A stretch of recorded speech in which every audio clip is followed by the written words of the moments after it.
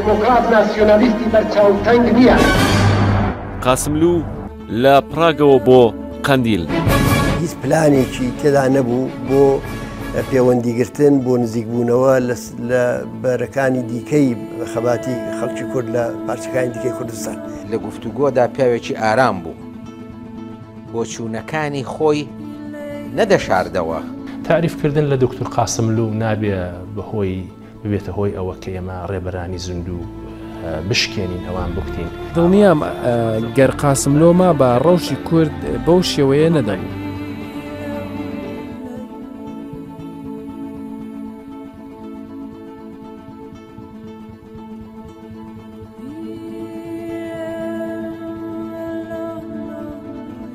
هاوکات لەگەڵ بەرفراوانبوونی خۆپیشاندانەکان لە دژی حکوومەتی پاشایەتی ئێران هەنگاوەکانی ئەندامانی حەزبی دموکرات لە بەغدا و باشووری کوردستانەوە بەرەو ڕۆژهەڵاتی کوردستان خێراتر دەبوو. حیزبێک کە دوای سەرکەوتنی شۆڕش لە ساڵی 1970 زۆر زوو توانی خۆی بگرێ و بەهێز دەرکەوێ. هەنگایەکی مەزن کاتیایدا کۆڵەکەیەکی قایم دەبیندرا. دکتۆر عەبدوڕەحمانی قاسملوو ئاکادمیەکی پێگەیشت و ستراتیژیستێکی سیاسی کەسایەتێکی بە ئەزمون و ڕێبەرێکی لێزان.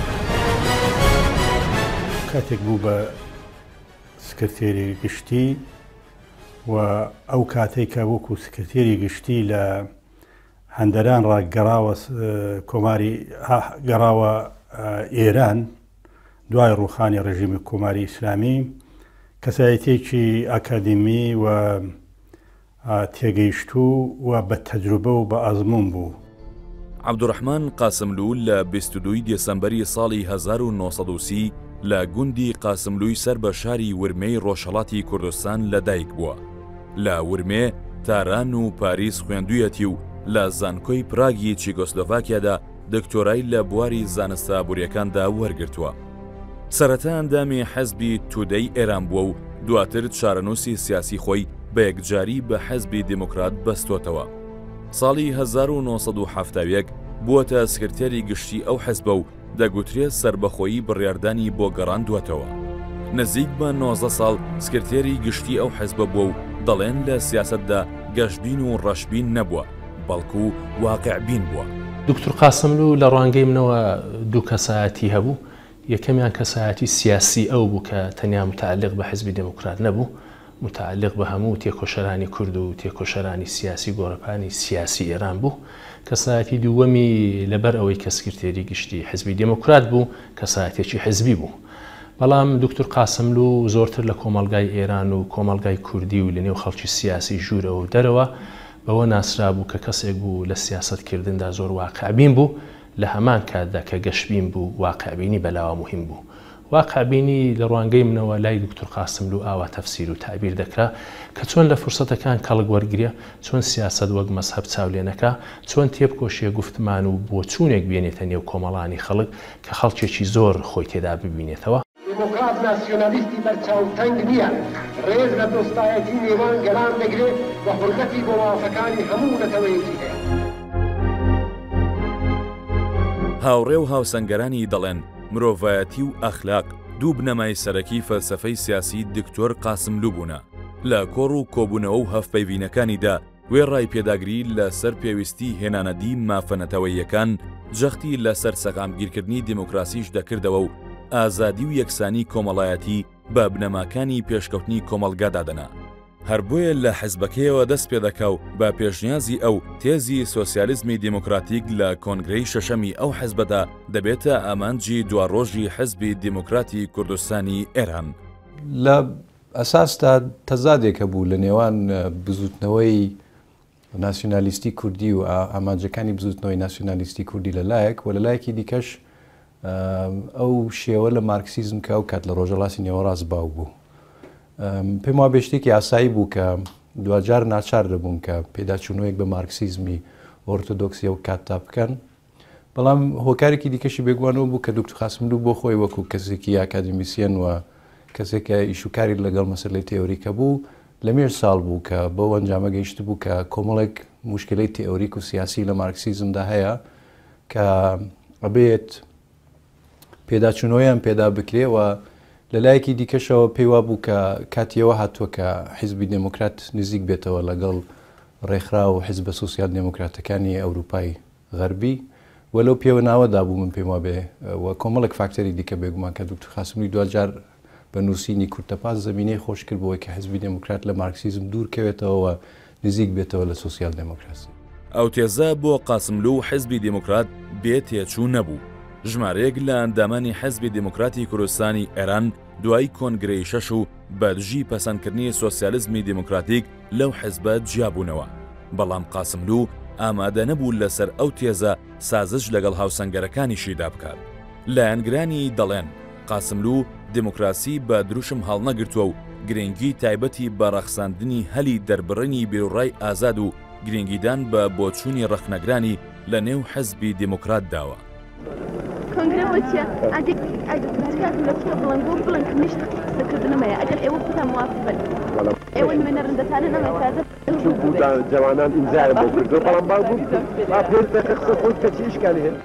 دەنگۆی دیموکراسی خوازیەکەشی لە سنوورەکانی کوردستان دەرچووە.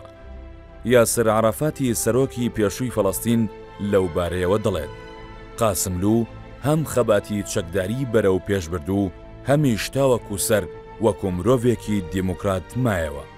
پێشمەرگە شانازێکە بۆ هەموو لاوەشی سڵسۆزی کوردەواری ئەوڕۆپ. قاسملوو فەرماندەی گشتی هێزی پێشمەرگەی حیزبی دموکرات بوو. لاوانی هەندەدا ببنە پێشمەرگە، بەڵام خۆی گوتەنی باوەڕی بە چارەسەری سیاسی و ئاشتیانەی پرسی کورد هەبوو. شەڕ و لەشکرکێشانی بە چارەسەری پرسی کورد نەدەزانی و تەنیا ڕێگەی چارەسەری بە فەرمیناسینی مافی دیاریکردنی چارەنووس بۆ گەلی کورد دەزانی. بەشداریکردنی حەزبی دموکرات لە هەڵبژاردنەکانی پەرلەمانی، خۆپەڵاوتنی قاسملوو بۆ ئەنجومەنی شارەزایانی دەستور و هەروەها ڕۆڵی لە دامەزراندنی وەفدی نوێنەرەتی خەڵکی کوردستان بۆ گوتوبێژ لەگەڵ حکوومەتی ئێران گرنگترین هەوڵە سیاسیەکانی بوون بۆ بەشداری لە پرۆسەی سیاسی و چارەسەری ئاشتیانەی پرسی کورد لە ڕۆژهەڵاتی کوردستان. دکتۆر قاسملوو پیاوێکی لە گفتوگۆدا پیاوێکی ئارام بوو، بۆ چوونەکانی خۆی نەدەشاردەوە یا نەیدەگۆڕی، بەڵام بە لەحنێکی زۆر ئارام و بە ئەدەب ئەدای دەکرد. ئەو شتانەی کە تەوافقمان لەسەر کرد بوو هەمومان هێنا کۆمان کردەوە مادە بە مادە. من دەم خوێندەوە هەیئەتی دەوڵەتیش کردەوە دانیشتبوون مادە بە مادە جوابیان دەداینەوە بۆ حەق و حەقیقەت، بەڵام یەک تاقە مادەیان نەکوت بەڵێ، بەڵام بە یەک دانە مادەشان نەکوت نا. ئەمە سیاسەتی دەوڵەتی ئێران بوو. لە سەردەمی سکرتێری قاسملوودا جگە لە تێکەڵچوونی سەربازی لەگەڵ هێزەکانی حکوومەت، ناکۆکیەکانی حەزبی دموکرات لەگەڵ کۆمەڵەی شۆڕژگێری زەحمەتکێشانی کوردستانی ئێران و پارتی دموکراتی کوردستان گەیشتە ئاستی پێکدادانی چەکداری. کۆمەڵە سەرەکیترین ڕکابەری حەزبی دموکرات لە ڕۆژهەڵاتی کوردستان قاسملوو حیزبەکەی بە تاکڕەوی و هەوڵدان بۆ سازانی یەکلایەنە لەگەڵ حکوومەت تۆمەتبار دەکرد. حیزبی دموکراتی کوردستان و دکتۆر قاسملوو لە سەروی ئەو حیزبەوە هەوڵیان نەدا بوو ئەوەی کە هەموو هێزی کۆمەڵانی خەڵکی کوردستان بکەنە پارسەنجی گفتوگۆکان و جمهوری ئیسلامی زۆر زوو توانی تەفرەقە بخاتە ناو ڕیزەکانی خەڵکی کورد و حیزبی دموکرات بە جیاواز کەوتە گفتوگۆ لەگەڵیان. داخوازیەکان تەبان هەمووی لە چوارچێوەی بەرنمەیەک بوو کە حیزبی دموکرات پێشکەشی کرده بوو، بەرنمەی خودمختاری حیزبی دموکرات، بەڵام ئەمان ئامادە بوون بۆ ئەوەی کە لە پێناوی گەیشتن بە فۆرمۆلێکی سازش گەلێک لەو داخوازیانەدا بشکێنن. قاسملوو لە نووسراوەکانیدا دیاریکردنی مافی چارەنووس بە سەرەتاییترین مافی خەڵکی کوردستان دەزانێ. ئەو دەڵێ کورد مافی خۆیەتی نیشتیمانی هاوبەشی یەک بخرێتەوە و ببێتە دەوڵەتێکی سربەخۆ. بەڵام دەڵێت لەو کاتەی ئەو سیاسەتی کردووە هەلومەرجەکە بۆ حەزبی دموکرات بۆ داواکردنی سیستمی ئۆتۆنۆمی لە چوارچێوەی ئێرانێکی دیموکراتدا گونجاو بووە.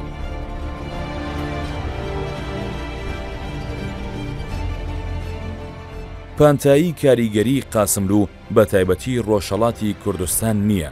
ئەو پەیوەندی پتەوی لەگەڵ هێزەکانی پارچەکانی دیکەی کوردستان و بە تایبەت باشووری کوردستان هەبوو. ئەوە یەکێک لە شانازیەکانی شۆڕشی کوردستانە لەو سەردەمەدا کە چەند حیزبی کوردستانی ڕۆژهەڵات و باشوور و ڕۆژاوا لە منتیقەیەکی چکۆلە کە دەوروبەری خڕی ناوزەنگ بێت کۆ ببوونەوە هەموو پێشمەرگەشیان هەبوو پێشمەرگەیەکی زۆریش بەڵام خلاف نەکەوتە بینی هیچیان هەماهەنگی هەبوو دکتۆر قاسملوو دەچوو بۆ بەغدا لەگەڵ دەوڵەتی عێراق و لەگەڵ سەدام حوسێن کە بینیشی زۆر خۆش بوو لەگەڵی گفتوگۆیان دەکرد کە دەهاتەوە مامزەلاری دەدیت و بۆی دەژێڕایەوە مامزەلاریش کە چووبایە تاران دەچوە تاران لەگەڵ دەوڵەتی ئێران قسەی دەکرد دکتۆر قاسملوو و عەبدوڵای موهتەدی و ئەوانە کە سەرکردەی کوردستانی ڕۆژهەڵات بوون هەمووی بانگ دەکردن و نەقلەکانی بۆ دەژێڕانەوە و لەو دەستکەوتانەش کە هەردووک لا دەستیان دەکەوت چەک و تەقەمەنی و پارە بەشی یەکتریان دەدا. سڕڕای ئەو نمونانەش هەندێک لایەن پێیان وایە استراتیژی قاسملوو تایبەت بە نێوەخۆیی ئێران بووە. استراتیژی دکتۆر قاسملوو ڕووی لە ئێران بوو. استراتیژی دکتۆر قاسملوو هیچ پلانێکی تێدا نەبوو بۆ پەیوەندیگرتن بۆ نزیکبوونەوە لە بەرەکانی دیکەی خەباتی خەڵکی کورد لە پارچەکانی دیکەی کوردستان. ئەگەر بەپێی پێویست و بەپێی نیاز و بارودۆخ ئەو پەیوەندیە دەگیرا بەڵام ئەو پەیوەندیەکی تاکتیکی بوو. قۆناغی دووەمی گۆڕانی بیرروباوەڕی سیاسی دکتۆر قاسملوو لە 1970 دەستی پێکردوێت پاش سەرکەوتنی شۆڕشی ئێران و گەڕانەوەی بۆ ئێران و ڕێخستنەوەی حەزبی دیموکرات ئەو کاتە ئەو کێشەی کە لێنەوە حەزبی دیموکرات و حەزبی تودەدا هەبوو لەو ماوەیەدا تەقیەوە و بۆ هۆی ئەوەی کە باڵی سەر بە حەزبی تودە لە ناو حەزبی دیموکراتە نەبێنێت و ئەو کاتە حەزبی دیموکراتی کوردستان گەڕایەوە سەر بیرروباوەڕی خۆی کە لە سەردەمی قاضی محەممەدا هاتە لە ئارادا بوو. باوەڕی کوردستانی بوون کە لە سەرەتا هەر لەسەر ئەو بنەمایەدا مەزرا بوون. قاسملوو بە یەکێ لە ئەندازیارانی پەیوەندی کورد و ڕۆژئاواییەکان دادەنرێ. Nous avons plusieurs fois demandé l'aide des organisations internationales. توانیوێتی بە زمانەکانی فارسی، تورکی، عەرەبی، فەڕەنسی، ئینگلیزی، چیکی و ڕوسیش قسە بکات و بە گوتەی لێکۆڵەران بە پێچەوانەی ڕێکخراوە شۆڕشگەڕیەکانی دیکەی جیهان ئازادی لە لولەی تفەنگەوە پێناسە نەدەکرد و خەباتی چەکداری بە تاکتیکێک بۆ ڕێگە خۆشکردنی خەباتی سیاسی ئاشتی خوازانە و بەدیهێنانی ئازادی و دیموکراسی دەبینی.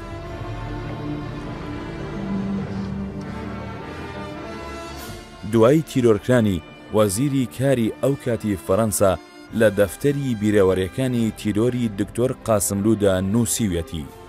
تیرۆری قاسملوو خەنجەرێک بوو لەسەر دڵی دیموکراسی لە حاڵی گەشەی ڕۆژهەڵاتی ناوەڕاستدا.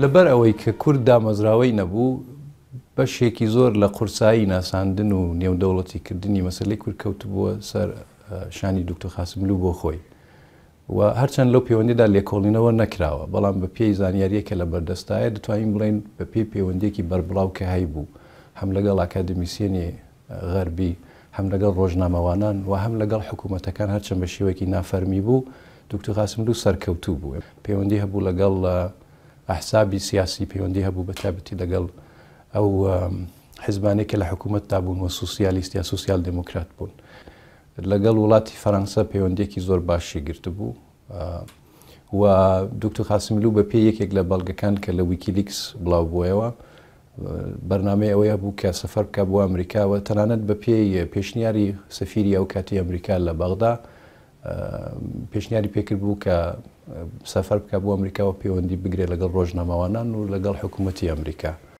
ناسیاوی من لەگەڵ پرسی کورد لە ئێران لە ڕێگەی هاوڕێ و دۆستی بێوێنە و سەرکردەی لێهاتوو عەبدوڕەحمان قاسملوو بوو. کورد جیرۆدەی سەرکوتکاری و چەوسانەوە بوون و منیان بۆ لای خۆیان بان کرد. تۆ ناتوانی خۆت بەسەر خەڵکدا بسەپێنی ئەگەر نەیان هەوەی. من و پزیشکە فەڕەنسایەکان کاتێک لەگەڵ پێشمەرگە بووین هەستمان دەکرد لە ماڵی خۆمانین. قاسملوو حیزبی دیموکراتی لە چیاکانی قەندیل و بەهێزی پشتە و پەرداغی چەکداریەوە جێهێشت. دوای ئەو جێگرەکەی دکتۆر سادق شەرەفکەندی بە گێڕانەوە لە خۆی ڕایگەیاند حزبی دیموکرات بە لەدەستدانی قاسملوو زەربەیەکی گەورەی پێکەوتووە، بەڵام بەڵێنی لە سەرپێمانەوەی حزبی دیموکراتیدا، بەڵام هێشتا خەریکی خۆکۆکردنەوە و خۆڕێخستنەوە بوو کە ئەویش بە دەردی قاسملوو چوو لە بەرلین لە کاتی دانوستان لەگەڵ چەندین کەسایەتی ئۆپۆزیسیۆنی ئێرانی شەهید کرا. دوای ئەوانیش حزبی دیموکرات لە قەندیل دابەزی. ئەو دەمیش دکتۆر قاسملوو وەکو مەجموعەیەکی ئێمە کە لە ڕێبەرایەتی حیزبدا بووین و لە دەفتەری سیاسی لە کۆمیتێ ناوەندی بووین، باسمان زۆر دەکرد لە ڕۆژانێک کە پێشبینیمان نەدەکرد. ئەوە تەنانەت لە بیرما بە لە کۆبوونەوەیکی کۆمیتێ ناوەندیدا باسمان لە ڕۆژە ڕەشەکان کرد، بەو معنای ئەو ڕۆژانێک کە پێشبینی ڕووداوی زۆر تاڵ و ناخۆشمان دەکرد. ئەو دەمی باس لەوە دەکرا و بڕیا لەسەرەوە دەدرا کە دەبێت پێشمەرگە بمێنێتەوە مقاومەت بکە، بەڵام کێشەیەکی کە گەورە ئەو دەمێمە هەمان بوو مەسەلەی بنەماڵەکانمان بوو کە مەجبور بووین لەژێر تۆپباران و بۆمباراندا نەدەکرا هەروە بەجێیان بێڵین و جێگایەکیش نەبوو کە ئەوانە لێدا بمێننەوە. کۆماری ئیسلامی قبوڵی نەدەکرد کە ژن و منداڵەکە بگەڕێتەوە. قاسملوو کۆماری ئیسلامی ئێرانی بە نەیاری سەرەکی پرسی کورد لە هەموو بەشەکانی کوردستان دەناساند. زۆر جار باسی ئەوەی دەکرد کە کۆماری ئیسلامی بۆ چارەسەری ئاشتیانەی پرسی کورد هیچی لە هەکبەدا نییە، بەڵام بەو حاڵەش ئامادە دەبێت دانوستانی لەگەڵدا بکات، دۆخێک کە بە گوتەی هەندێک لایەن بۆ دانوستان گونجاو نەبوو. خۆناغێکە دکتۆر قاسملوو تێدا ترۆر کرا، خۆناغێکە کە بە هیچ جۆر هاوسەنگی هێزی نێوان کۆمەڵانی خەڵکی کوردستان و دەوڵەتی مەرکەزی گفتوگۆی هەڵ نەدەگرت. زمینە و ئیمکانی ئەوە پێک نەهات بوو کە خەڵکی کورد بتوانێت لە ڕێگای حزبی دموکراتەوە مەسەلەن داخوازەکانی کورد داخوازەکانی خۆی بەسەر ڕژیمدادا بسەپێنێ. خەباتی چەکداری لە پاشەکشە بوو، بزوتنەوەی جەماوەری لە ناو شارەکان تاڕادەیەکی زۆر دامرکابەوە. سەرکردایەتی حەزبی دیموکراتیش لەسەر ئەوە لەگەڵ لایەنەکانی دیکە هاوڕان کە قاسملوو نەدەبوو بەو شێوەیە و لەگەڵ ئەو کەسانە دانیشتبە. کێشەکە و ڕخنەکە لەوەدایە کە دکتۆر قاسملوو بە تەواوی ئاعتمادی کردبوو و پێی وابوو کە ئەو وتوێژە بە مەبەستی چارەسەرکردنی مەسەلەی کووردە و بیری لەوە نەکردبووە کە کۆماری ئیسلامی ئێران پیلانێکی بۆوی داناوەتەوە لە جیاتیەوەی کە مەسەلەی کورد چارەسەر بکە. ئەوە بۆ خۆی جێگای ڕخنەیە کە ئێمە زۆر جار ئەو ڕخنەیەمان لە حزبی دیموکرات گرتووە، لە دکتۆر قاسملووان گرتووە و ئێستاش پێمەوە بێ ئەوە خاڵێکی لاواز بووە لە جێبەجێکردنی ئەو وتووێژەدا. Qasimlu's assassination by the hirelings of the Islamic regime of Iran on the 13th of July 1989 in Vienna. عەبدوڕەحمانی قاسملوو لە 22 پۆشپەڕی ساڵی 1368 هەتاوی بەرامبەر بە 13 جولای ساڵی 1989 لە ئاپارتمانێکی ناوشاری ڤیەننا تیرۆرکرا، بەڵام جگەر لە کورد کەس دەسەر تیرۆرکرانی بەدەنگ نەهات. لەو کاتەیە هەوڵێکی زۆرماندا لە ڕێگەی بەڕێز مام جەلالەوە بۆ ئەوەی دەنگی کوردی ئێران بگەینین بە ئیمام خومینی و کارێکی وا بکەین ئێمە فاکتەرێک بین بۆ بەدیهاتنی ئاشتی لە نێوان کوردی ئێران و حکوومەتی تاران. بەدڵنیای و ئێمە سەرکەوتو نەبووین لەم هەوڵەدا، بەڵام ئەوەندەی کە پێمان کرابێ هەوڵی ئەوەمان داوە کە لایەنە کوردستانیەکان هان بین و توێژ بکەن لەسەر ئەو شتانی کە خۆیان ئایانەوێت داوایەکەن لەگەڵ حکوومەتی ئێراندا و هەروەها لە تارانیش حکوومەتی ئێرانمان هاندا بوو کە مەسەلەی کورد مەسەلەیەکی زۆر هەستیارە و پێویستە بە شێوەیەکی ئاشتیانە و بە شێوەیەکی سیاسیانە چارەسەر بکرێت. بەداخەوە ئێمە لەم مەسەلەیەدا سەرکەوتو نەبووین. دەوڵەتی ئێران ئەو فێڵیان کرد بوو کوتبوویان ئێمە یەک دوو جار کە یەکترمان دیوە وە دیارە زاندراوەتەوە بە حیزبی دموکراتیان کوتبوو، بە دکتۆر قاسملوویان کوتبوو وە دیارە زاندراوەتەوە. ئێمە قەرارمان کردووە نەزاندرێ، ئەگە بزاندرێ مخالفینی ئێمە لە نێو هەیئەتی حاکمەی ئێراندا لێمان تێک دەدەن، لەبەر ئەوە نابێ هیچ کەس لەگەڵت بێ.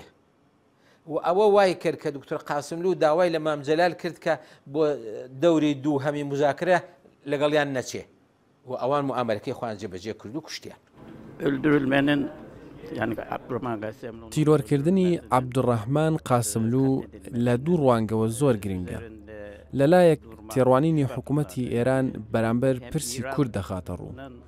لەلایەکی دیکەشەوە هەڵوێستی وڵاتانی ڕۆژئاوایی سەبارەت بە خەڵکی کوردستان پیشان دەدا. ئەوانەی کە دکتۆر قاسملویان تیرۆر کرد لە کاتێکی کەمدا توانیان نەمسا جێبهێڵن و حکوومەتی ئەو وڵاتە لە بەرامبەر ئەو ڕەشەکوژیەدا هیچی نەکرد.